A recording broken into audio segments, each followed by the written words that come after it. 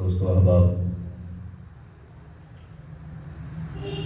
محترم بھائی صاحب، آپ لیٹ تشریف لائے، دل تھا آپ سے حضور علیہ السلام کی مدح سرائی سنتے پر اللہ کی ذات قبول فرمائی۔ قرآن مجید فرقان حمید کی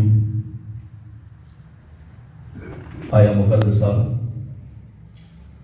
اور اپنے آقا و مولا حضور تاجدار عرب و عجم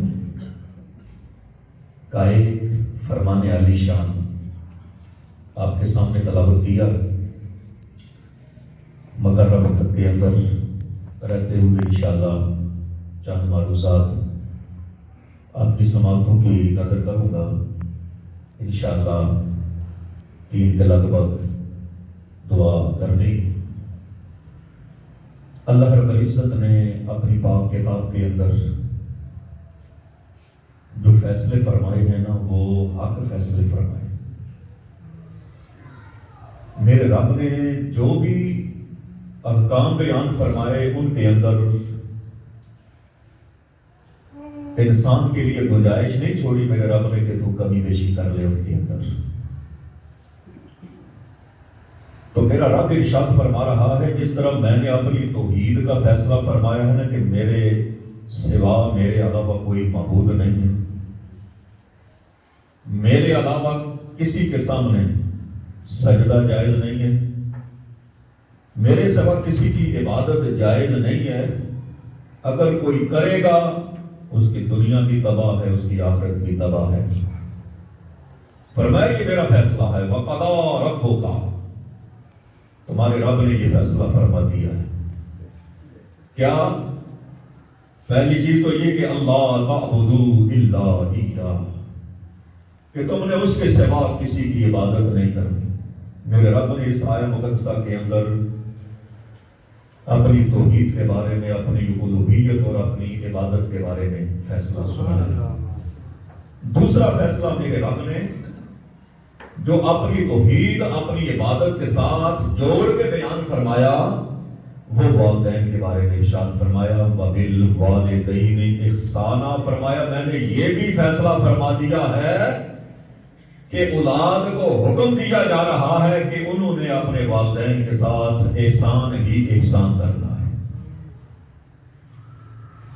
جو بھی صورتحال ہو جائے، والدین اگرچہ غلطی پر کیوں نہ ہو، لیکن فرمایا اولاد کے لیے میرا فیصلہ یہی ہے کہ تم نے اپنے والدین کی فرما برداری کرنی ہے، ان کے ساتھ احسان ہی کرنا ہے۔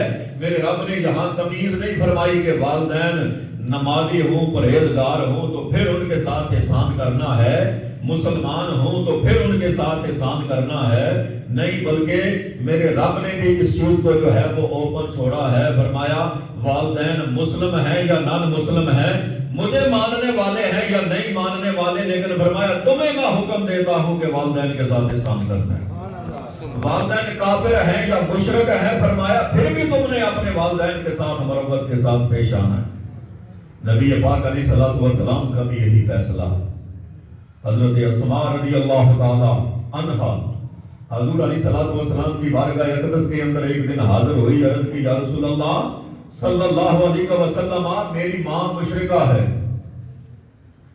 عرب کے اندر اور ابتدائی دور کے اندر یہ تو عام بات تھی نا، ایک گھر کے اندر ایک نے کلمہ پڑھ لیا ہے، 4 جو ہے وہ مشرک ہیں، سب نے کلمہ پڑھ لیا ہے، ایک مشرک ہے، یعنی یہ مکس جو ہے یہ ہر گھر کے اندر موجود تھی۔ خاوند مسلمان ہے تو بیوی بھی مشرک ہے، بیوی نے کلمہ پڑھ لیا ہے تو خاوند بھی کافروں کے ساتھ ہے، یہ کامل بات تھی اس وقت۔ تو حضرت اسماء رضی اللہ تعالی عنہا حضور علیہ السلام کی بارگاہ اقدس کے اندر حاضر ہو کے عرض کرتے ہیں یا رسول اللہ صلی اللہ علیہ وسلم، میری ماں مشرکہ ہے، یا رسول اللہ کیا مجھے اس کی اطاعت کرنی چاہیے، اس کے ساتھ احسان کرنا چاہیے؟ تو میرے پاک نبی علیہ السلام نے فرمایا ہاں، اگرچہ ماں باپ مشرک کیوں نہ ہوں، فرمایا پھر بھی ان کے ساتھ احسان کرنا ہے۔ کتنا بڑا فیصلہ میرے رب نے فرما دیا کہ اگر ماں باپ کافر اور مشرک ہیں پھر بھی ان کے ساتھ احسان کرنا ہے، پھر بھی ان کی بھلائی چاہنی ہے۔ اگر والدین مومن ہوں، مسلمان ہوں تو پھر ان کا مقام پھر ان کے ساتھ انسان کو کتنی مرمت کے ساتھ پیش آنا چاہیے. پھر تو میرے پاک نبی علیہ الصلوۃ والسلام کا یہ فیصلہ ہے نا کہ اولاد کو اس طرح رہنا چاہیے جس طرح یہ ہمارے ماں باپ صرف ماں باپ نہیں ہمارے مالک ہیں، ہمارے آقا ہیں، ہم ان کے مملوک ہیں، غلام ہیں. جس طرح لونیاں اور غلام ہوتے ہیں نا، مالک کے اشاروں پہ چلتے ہیں نا، بلکہ فرمایا اسی طرح اولاد کو بھی یہ بات ذہن کے اندر رکھنی چاہیے کہ ہمارے پاس جو کچھ ہے، مال ہے، دولت ہے، اس کا مالک بھی ہمارے والدین ہیں. ہماری جو اپنی ذات ہے، میرے مالک بھی میرے والدین ہیں. جب انسان مسلمان اس انداز سے اپنی زندگی بسر کرے گا نا، تب جا کر اللہ کی رضا پائے گا، اللہ کے پیارے رسول کی رضا پائے گا. میرے مصطفیٰ کریم صلی اللہ علیہ وسلم کا یہی فیصلہ آقا علیہ الصلوۃ والسلام کی بارگاہ اقدس کے اندر جب یہ مقدمہ پیش ہوا نا ایک باپ اور بیٹے کا، حدیث پاک میں آتا ہے بیٹا آ کر شکایت لگا دیتا ہے باپ کی. اولاد جب جوان ہو جاتی ہے نا، بعد کے سر کے اندر یہ بھوت سوار ہو جاتا ہے کہ ہمارے والدین نکمے ہیں، انہوں نے ہمارے لیے کچھ نہیں کیا، یہ ہمارے لیے بوجھ ہیں. بعض ایسے گھٹیا قسم کے ذہن ہوتے ہیں جو والدین کے بارے میں یہ منفی رویہ، یہ منفی فکر رکھتے ہیں. تو حالانکہ ایسا نہیں ہونا چاہیے. والدین کو ان کا مقام، ان کا مرتبہ دینا چاہیے.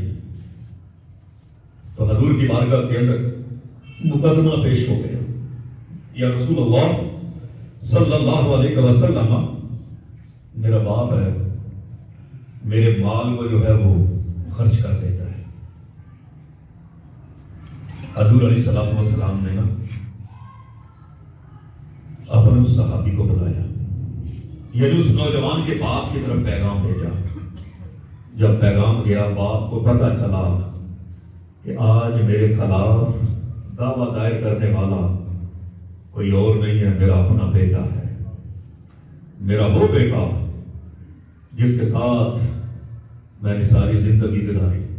اب باپ کی نگاہوں کے اندر وہ سارے کا سارا اس کا بچپن بھی آ گیا، وہ اپنے دکھ بھی سامنے آ گئے، وہ اپنی محنتیں، مشقتیں وہ بھی سامنے آ گئی کہ میں نے بیٹے کے لیے کیا کیا نہ کیا.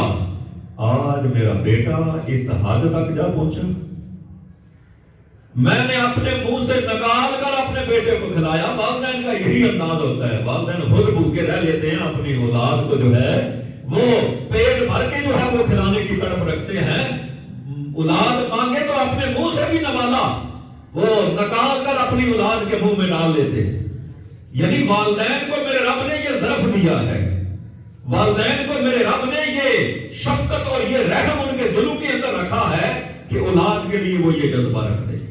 میرے رب نے ان کو بڑا مقام عطا فرمایا. جب ان کے دلوں کے اندر یہ رحمت، یہ شفقت، یہ مامتا ہے نا، تبھی میرے رب نے ان کو مقام بھی عطا فرمایا اور ارشاد فرمایا کہ میرا فیصلہ ہے، میں نے اپنی عبادت کے بعد اگر حکم دیا ہے تو فرمایا یہ حکم ہے کہ اپنے والدین کے ساتھ احسان کرنا. جب باپ کو پتہ چلا، اب باپ گھر سے چلا، لیکن اس کی فکر کے اندر، اس کے خیال کے اندر وہ سارے کا سارا ماضی جو ہے وہ گھوم رہا ہے، اور ایک نظم کی صورت کے اندر، ایک شاعری کی صورت کے اندر جو ہے وہ دکھ جو ہے وہ منظم ہو رہا ہے. پھر بدی اشعار کہہ رہا ہے. جب حضور علیہ الصلوۃ والسلام کی بارگاہ اقدس کے قریب پہنچانا تو اللہ رب العزت نے جبرائیل امین کو نازل فرمایا. میرا رب ہے نا وہ دلوں کے بھید بھی جانتا ہے. ہم جو دل کے اندر خیال سوچتے ہیں نا، ہمارا رب جانتا ہے کہ اس بندے کے دل کے اندر کیا خیالات موجزن ہیں، ہمارا رب جانتا ہے. میرے رب نے جب دیکھا نا کہ یہ باپ ہو کر اپنی شفقتوں اور اپنی محبتوں کو یاد کر رہا ہے اور آج بیٹے کی بے وفائی پہ جو ہے یہ دکھ کا شکار ہے، میرے رب نے جبرائیل امین کو نازل فرمایا. حضور علیہ الصلوۃ والسلام کو پیغام دیا، پیارے حبیب فیصلہ کرنے سے پہلے یہ جو آ رہا ہے نا اس نوجوان کا باپ، اس نے کچھ اپنے معافی زمین کو جو ہے وہ محفوظ کیا ہے، اپنے اس دکھ کی داستان کو جو ہے وہ شعروں کی صورت میں منظم کیا ہے، کچھ گنگنا رہا تھا چپ کے. اے پیارے حبیب فیصلہ کرنے سے پہلے اس سے وہ جو ہے وہ اشعار سننا. جب وہ صحابی رسول حضور کی بارگاہ کے اندر حاضر ہوتے ہیں، میرے پاک نبی علیہ الصلوۃ والسلام نے ارشاد فرمایا، میرے صحابی بتا تیرا بیٹا تیرے خلاف یہ مقدمہ دائر کر رہا ہے. وہ صحابی رسول عرض کرتے ہیں، یا رسول اللہ صلی اللہ علیہ وسلم، میں اس کا مال باقی لیتا ہوں، خرچ کرتا ہوں، لیکن فضول خرچ نہیں کرتا.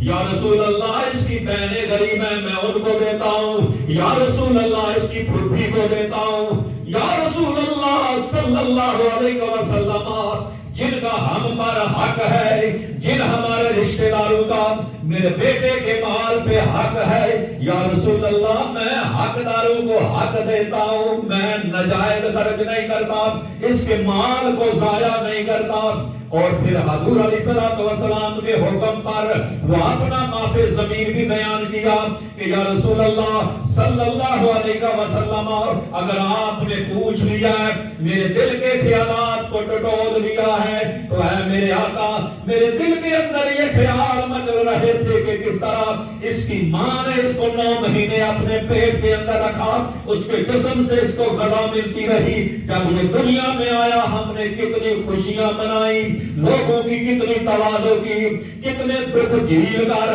اس کو پروان چڑھانے کی ٹھانی، اس کی تربیت کی، اس کو پالا پوسا. یا رسول اللہ خود ہم مشکل سہ لیتے تھے لیکن بیٹے کو سکھ دینے کی کوشش کی. یا رسول اللہ جب یہ جوان ہوا اس کو کاروبار میں بھی لگایا. یا رسول اللہ اس کی شادی بھی کرائی. لیکن یا رسول اللہ جب یہ سب کچھ ہو گیا، یہ جوان ہو گیا، یا رسول اللہ اس پہ عروج آ گیا، ہم پہ بڑھاپا آ گیا، ہم کسی کام کاج کے قابل نہ رہے. یا رسول اللہ آج ہمیں یہ نکما سمجھ رہا ہے، ہمیں وہ اپنی محبتیں بھی یاد آتی ہیں، آج اپنے بیٹے کی بے وفائی بھی یاد آتی ہے. یا رسول اللہ اسی لیے میری آنکھوں سے آنسو روا. میرے پاک مصطفیٰ کریم صلی اللہ علیہ وسلم جب اپنے صحابی کی یہ بات سنتے ہیں، وہ دکھ بھرا انداز دیکھا. میرے آقا علیہ الصلوۃ والسلام کی حالت کیا ہے آپ بھی آپ دیدہ ہیں. صحابہ کرام رضوان اللہ اجمعین ان کی آنکھوں سے بھی آنسو کی جڑیاں لگی ہیں. میرے پاک مصطفیٰ کریم نے جب سارے کی ساری بات سن لی، میرے آقا علیہ الصلوۃ والسلام نے جلال کے اندر اس نوجوان کے سینے پہ ہاتھ مارا، ارشاد فرمایا چلا جا میری بارگاہ سے، تو کہتا ہے کہ میرا مال میرا مال. فرمایا یہ تیرا مال نہیں، میں محمد عربی کا فیصلہ ہے، تیرے مال کا مالک بھی تیرا باپ ہے، تیرا مالک بھی تیرا باپ ہے. اللہ کے پاک نبی نے یہ فیصلہ سنایا. فرمایا اولاد کو اس لیول پہ رہنا چاہیے، اپنے آپ کو ماں باپ کا جو ہے وہ آقا نہیں بنا دینا چاہیے، آقا نہیں سمجھنا چاہیے. ماں باپ بوڑھے ہو گئے ہیں، کیا ہوا چل پھر نہیں سکتے، صحیح طریقے سے بول نہیں سکتے، کوئی کام کاج نہیں کر سکتے، ان کو بوجھ نہیں سمجھنا چاہیے. رب کی رحمت سمجھ کر اپنے آپ کو پھر بھی ان کا غلام سمجھ کر ان کی خدمت کرنا چاہیے. یہ ایسی رحمت ہوتی ہے، ان کے دلوں کے اندر میرے رب نے جو پیار رکھا ہے نا، جو محبت رکھی ہے نا، یہ وہی سمجھتے ہیں جو والدین کے فرما بردار ہوتے ہیں. اللہ رب العزت نے قرآن مقدس کے اندر بھی یہ کیفیت بیان فرمائی، اس پیار کی نوعیت بیان فرمائی. سورہ یوسف کے اندر آپ پڑھتے سنتے رہتے ہیں، جب حضرت یوسف علیہ السلام کافی سالوں کے بعد تقریباً 40 کے لگ بھگ سال باپ سے جدائی کے اندر گزر گئے، حضرت یعقوب علیہ السلام جدائی کے اندر رو رو کر اپنی بینائی کھو بیٹھتے ہیں. آنکھوں سے بینائی چلی گئی. کیوں چلی گئی؟ بیٹے کا پیار تھا، اولاد کا پیار ہوتے ہی ایسے ہے بتا، اولاد کا دکھ نہیں دیکھ سکتا. جب اتنی جدائی طویل ہو گئی، باپ روتے روتے اپنی آنکھوں کو ضائع کر بیٹھا. لیکن جب اللہ تبارک و تعالیٰ کی طرف سے ملاپ کا وقت آیا، میرے رب کی بارگاہ سے اجازت مل گئی حضرت یوسف علیہ السلام کو، تو حضرت یوسف علیہ السلام کیا کرتے ہیں؟ اپنے بھائیوں کے سامنے بھی اپنے آپ کو ظاہر فرماتے ہیں اور اپنی قمیض مبارک، اپنا جبہ مبارک بھی اپنے والد گرامی کی طرف بھیجتے ہیں اور ارشاد فرمایا اذهبوا بقمیصی ھذا فالقوا علی وجه ابی یأتی بصیرا۔ حضرت یوسف علیہ السلام فرماتے ہیں میری یہ قمیض لے جاؤ، میرے باپ کے چہرے پہ لگانا، میرا رب بینائی عطا فرما دے گا۔ وہ بینائی جو میرے ہجر کے اندر، میرے فراق کے اندر چلی گئی، جب میری خوشبو کا احساس ہوگا، میرے جسم پہ لگنے والا یہ کپڑا، یہ قمیض میرے والد گرامی حضرت یعقوب علیہ السلام کے چہرے کی زینت بنے گی، تو اس کی برکت سے میرا رب میرے والد گرامی کو دوبارہ نعمت بینائی عطا فرما دے گا۔ اب یہ صورتحال، بیٹا اس پیار کا اظہار کر رہا ہے، اب باپ کی طرف سے دیکھو کشش کیسی میرے رب نے عطا فرمائی۔ دلوں کو، وہ کہتے ہیں دل کو دل سے راہ ہوتی ہے، جب ایک دل کے اندر محبت ہونا تو دوسرے دل کے اندر وہ محبت بنائی دیتی ہے۔ یہ تو عام انسان کی بات ہے نا، تو جو نبی ہوتے ہیں نا ان کے دل تو سب سے باکمال ہوتے ہیں نا۔ تو حضرت یعقوب علیہ السلام بیٹھے اپنے خاندان کے اندر، باتیں ہو رہی ہیں لیکن ابھی قمیض پہنچی نہیں، فاصلے پا رہا ہے، قمیض لے کر آنے والا ابھی اس علاقے کے اندر نہیں آیا، لیکن حضرت یعقوب علیہ السلام کیا کہتے ہیں؟ انی لاجد ریح یوسف، اے میرے خاندان والو، اگر تم مجھے بہکا ہوا نہ سمجھو، اگر تم مجھے دیوانہ نہ سمجھو، تو آج مجھے یوسف کی خوشبو آ رہی ہے۔ یوسف علیہ السلام کا کرتا آ رہا تھا نا، تو باپ کی محبت دیکھو، یہ باپ کا جذبہ دیکھو، باپ کے دل کے اندر میرے رب نے جو جذبات رکھے ہیں نا، وہ بیٹے کی خوشبو تو بیٹے کی ہوتی ہے نا، بیٹے کے جسم کے ساتھ لگنے والے کپڑوں سے بھی جو ہے وہ اپنی اولاد کی خوشبو سونگھ لیتے ہیں۔ تو فرمایا مجھے انی لاجد ریح یوسف، مجھے اپنے یوسف کی خوشبو آ رہی ہے۔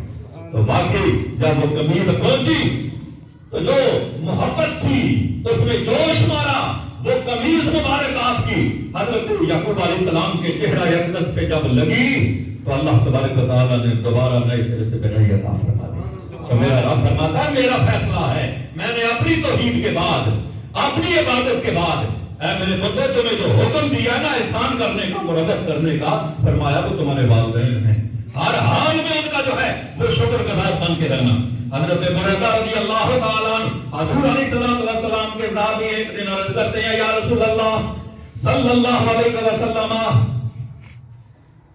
وہ بندہ جو اپنے والدین کی خدمت کرتا ہے، یا رسول اللہ 6 میل کا فاصلہ اپنی ماں کو اپنے کندھوں پہ اٹھا کے بیت اللہ شریف کا آ کے طواف کراتا ہے، سفر کراتا ہے، یا رسول اللہ کیا وہ بندہ اپنی ماں کا حق ادا کر دیتا ہے؟ میرے آقا علیہ الصلوۃ والسلام نے فرمایا حق ادا کرنے کی بات تو دور کی بات ہے، فرمایا وہ تو ماں باپ نے اس کے ساتھ جو دکھ سکھ جیلے ہیں، فرمایا ایک سانس کی قیمت بھی ادا نہیں کر سکتا۔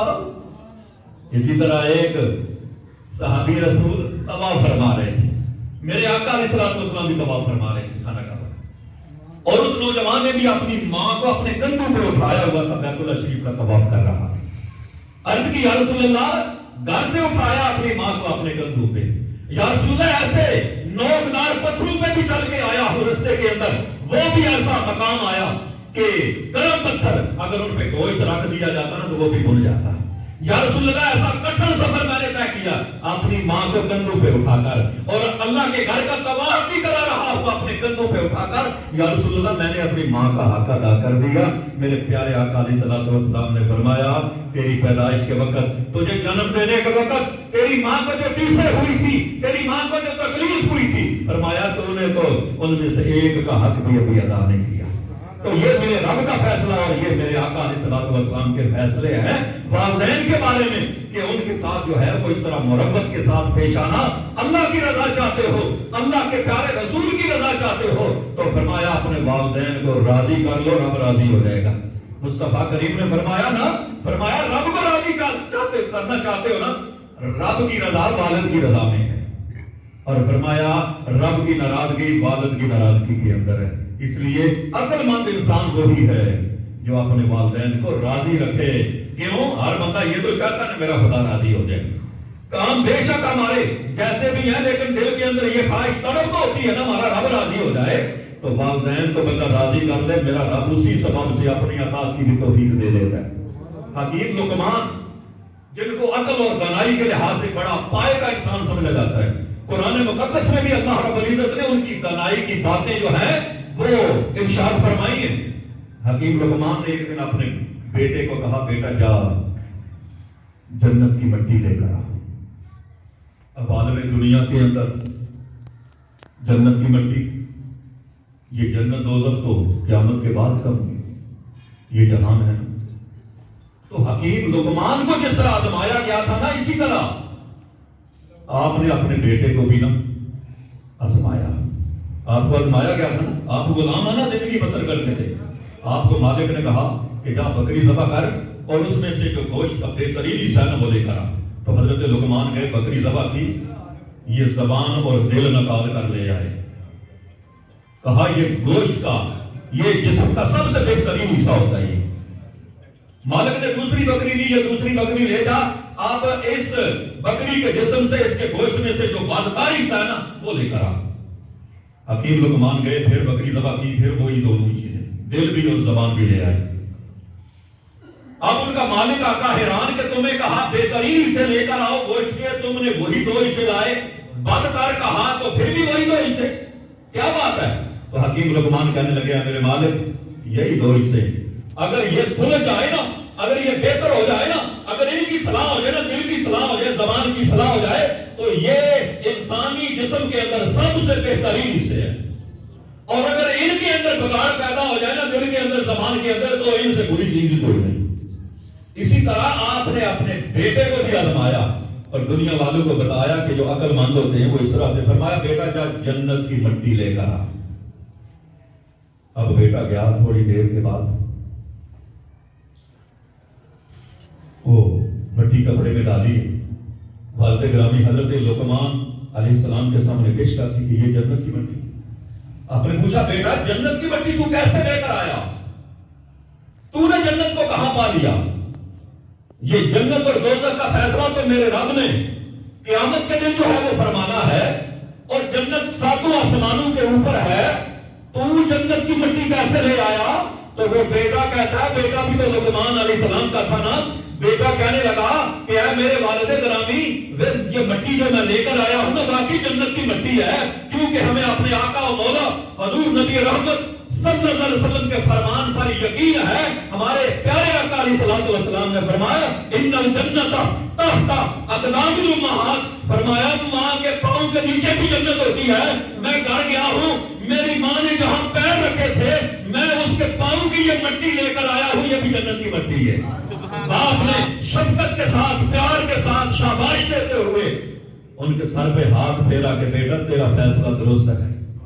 تو ماں کو میرے رب نے یہ مقام عطا فرمایا, اور ماننے والوں نے اس طرح مانا دل کیا تھا کرائیں اسے. میرے رب نے باپ کو یہ مقام عطا فرمایا, اور ماننے والوں نے اس انداز سے اپنے خدا تعالی نے نعمتوں کی جو ہے وہ قدر کی. تو عظیم انسان وہی ہیں جو اللہ کی عطا کردہ نعمتوں سے فائدہ اٹھاتے ہیں, ان کی قدر پہچان کر ان کا حق ادا کرنے کی کوشش کرتے ہیں. حق بعض انسان تو ہوتے ہیں نا, ہم ان کا حق ادا کر سکتے ہیں, ہم آپس میں ہے نا ایک دوسرے کے ساتھ اگر ایک بھلائی کرے تو ہم نے بھی اگر اتنی بھلائی کر دی تو حق ادا ہو گیا. لیکن فرمایا میرے رب نے فرمایا جس طرح میری توحید کا حق ادا نہیں ہو سکتا نا, میری اتنی نعمتیں ہیں, میرا تم حق ادا نہیں کر سکتے. فرمایا اسی طرح والدین کے بھی تم پہ اتنے کرم نوازیاں ہیں, اتنے فضل ہیں, اتنی مہربانیاں ہیں, والدین کے بھی تم پہ اتنے احسان ہے کہ ساری زندگی والدین کی عبادت کرتے رہو. تو فرمایا پھر بھی مت سمجھنا کہ ہم نے حق ادا کر دیا. تو والدین کو میرے رب نے وہ مقام, وہ مرتبہ عطا فرمایا کہ اولاد کو حکم ارشاد فرما دیا کہ والدین احسانا, اپنے والدین کے ساتھ احسان کرنا ہے. والدین جیسے بھی ہیں ان کا عمل ان کے اپنے لیے ہے, لیکن فرمایا تمہارے لیے یہ حکم ہے کہ تم نے ماں باپ کا فرما بردار رہنا.